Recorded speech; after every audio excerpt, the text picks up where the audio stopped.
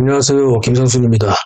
차이나 재해 뉴스 271번째는 안전불감증 인명사고와 부실공사 후유증 편입니다. 모두 3가지 뉴스를 준비했습니다. 첫 번째, 윤영성 대전시의 국제전시센터 철거 현장 붕괴 사고 내용입니다. 2월 26일 중국 주택도시건설부의 홈페이지에 올라온 공지 내용에 따르면 2월 20일 17시 17분경 윤영성 대전시의 국제회의센터 철거공사 현장에서 철거를 하던 중 안전관리 미흡으로 갑자기 회의센터 건물 전체가 순식간에 붕괴되면서 현장에서 작업 중이던 4명의 인부가 사망했다고 합니다. 현장에서 철거 작업을 하던 회사의 책임자와 감독관리자들에 대해 공사 관련 각종 허가증과 자격증의 모든 자격을 잠정적으로 정지시키고 이들이 진행 중이던 모든 공사에서 배제시키는 행정처벌을 내렸고 사고에 대한 원인을 조사하여 책임을 묻겠다고 중국 주택도시건설부는 뒤늦게 2월 26일 홈페이지에 공지했습니다.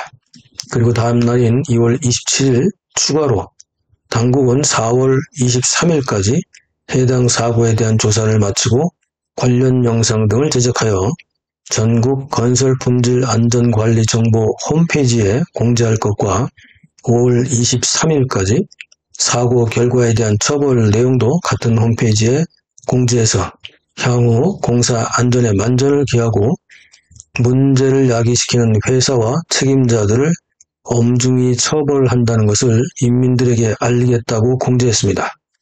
그런데 사고가 난 지 6일이나 지난 뒤에 사실이 알려지면서 중국 네티즌들은 역시나 중공 당국이 그러면 그렇지라는 반응이었고요.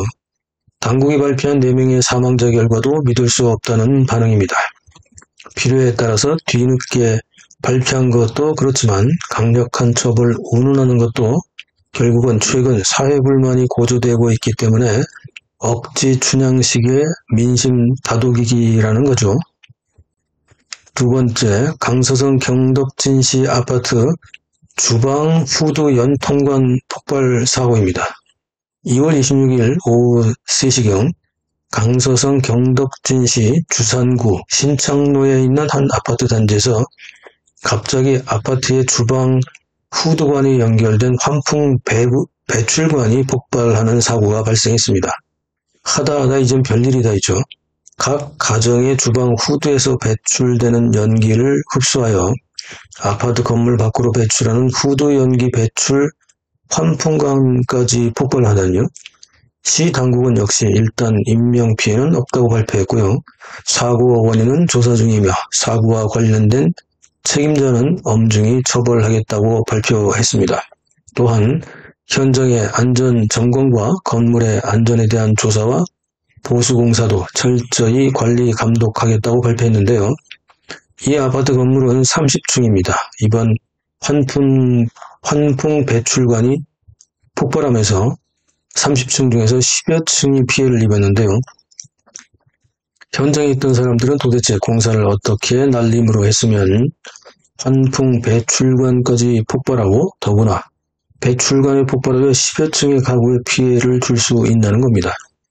부실공사로 놀림받는 중국의 소위 두부공정 후유증에 주민들은 항상 불안한 삶을 살고 있습니다. 세 번째, 산동성 제남시 폭죽 불법 보관 창고의 폭발 사고입니다. 2월 26일 산동성 제남시 장구구에 있는 한 주택단지에서 불법으로 몰래 대량의 폭죽을 보관하고 있던 창고에서 화재가 발생하면서 보관하던 폭죽에 불이 옮겨 붙으면서 마치 전쟁터를 방불케 하는 폭발 화재 사고가 발생했습니다. 오늘 3가지 뉴스는 안전불감증 공사관리, 부실공사 후유증, 그리고 불법 보관 유통에 대한 사고 내용이었습니다. 급속한 경제성장 중에 만연했던 안전불감증과 부실공사에 대한 후유증들이 계속해서 큰 사고로 나타나고 있습니다. 영상에 대한 소감은 댓글에 남겨주시고 SNS 공유, 구독, 알림, 좋아요 눌러주신 분들께 감사드립니다. 특히 최근 편집팀 후원에 참여해주신 모든 분들께 깊이 감사드립니다. 감사합니다.